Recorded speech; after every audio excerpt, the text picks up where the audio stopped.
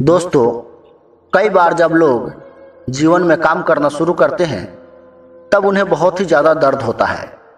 उन्हें तो बहुत ही तकलीफ़ें होती है, उनके सामने बहुत ही मुश्किलें आती है और उन्हें बहुत ही ज़्यादा मेहनत करना पड़ता है और ये सब बातें उनसे बर्दाश्त नहीं होती और उनका शरीर भी जवाब देने लगता है और वो उस काम को छोड़कर किसी और तरकीब से सफल होने का प्रयास करने लगते हैं।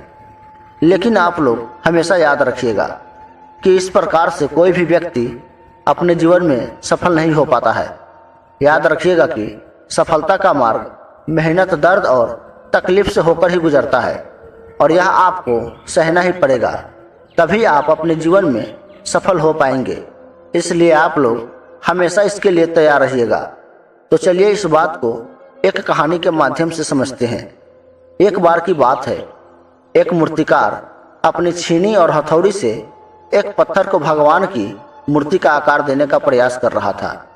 जैसे ही वह छीनी पर अपना हथौड़ा चलाता, वह पत्थर चिल्लाने लगता और कहने लगता कि ये क्या कर रहे हो, मुझे इतना क्यों मार रहे हो, मुझे बहुत दुख हो रहा है, मेरी तकलीफ़ें बढ़ रही है, मुझे पीड़ा हो रही है, मुझे अपने हाल पर छोड़ दो और यहाँ से चले जाओ। तब मूर्तिकार ने उस पत्थर से कहा कि मुझे बहुत अच्छे से पता है कि तुम्हें बहुत ज़्यादा दर्द हो रहा है, तुम्हें बहुत तकलीफ़ें हो रही है और तुम बहुत ही ज़्यादा पीड़ा में हो। लेकिन यदि आज तुमने इस दर्द को नहीं सहा, इस तकलीफ़ को नहीं सहा, तो जीवन भर तुम यहीं इसी प्रकार से पड़े रहोगे। मुझे पता है कि तुम में आगे बढ़ने की अपार संभावना है। तुम एक बहुत ही अच्छे पत्थर हो, लेकिन यदि तुम इसी प्रकार से रहोगे तो कभी भी अपने जीवन में आगे नहीं बढ़ पाओगे। इतना कहकर मूर्तिकार औजार उठाए ही थे कि पत्थर फिर से चिल्लाने लगा और गिड़गिड़ाने लगा, विनती करने लगा कि मुझे अपने हाल पर छोड़ दो। मुझे पता है कि जीवन के लिए कौन सी चीज़ सही है और कौन सी चीज़ गलत है। मुझे बहुत ज़्यादा दर्द हो रहा है, अब मैं इस तकलीफ़ को बहुत ज़्यादा नहीं सह सकता। मैं जिस हाल में हूँ उसी हाल में मुझे छोड़कर तुम यहाँ से चले जाओ। उस मूर्तिकार फिर से उस पत्थर को समझाने की कोशिश करने लगा कि ज़्यादा अधीर मत बनो और अपने सब्र को बनाए रखो। थोड़ी देर और इस दर्द को सहो। यदि इस दर्द को सह लिया तो मैं भगवान की मूर्ति के रूप में तुम्हारी स्थापना कराऊंगा और फिर दूर दूर से लोग तुम्हारी पूजा करने के लिए आएंगे और पंडित और लोग तुम्हारी सेवा करेंगे। लेकिन पत्थर ने उस मूर्तिकार की एक भी बात नहीं मानी। वह चिल्लाता रहा और अपनी बात पर अड़ा रहा। मूर्तिकार ने उस पत्थर को समझाने की बहुत ही कोशिश की, लेकिन वह पत्थर माना ही नहीं। अब मूर्तिकार भी थक चुका था और वह उस पत्थर को छोड़कर आगे बढ़ गया और थोड़ी दूर ही जाकर देखा कि एक और बहुत ही अच्छा पत्थर वहाँ पर पड़ा हुआ है। उसने छीनी और हथौड़े उठाई और उस पत्थर को मूर्ति बनाने के लिए तैयार हो गया। मूर्तिकार ने छेनी और हथौड़ी का वार दूसरे पत्थर पर जारी रखा। दूसरे पत्थर को भी बहुत ही तकलीफ हुआ, उसे भी बहुत ही ज़्यादा दर्द हुआ, लेकिन उस पत्थर ने सब बर्दाश्त किया और देखते ही देखते थोड़ी देर में वह पत्थर भगवान की मूर्ति के रूप में बदल गया था।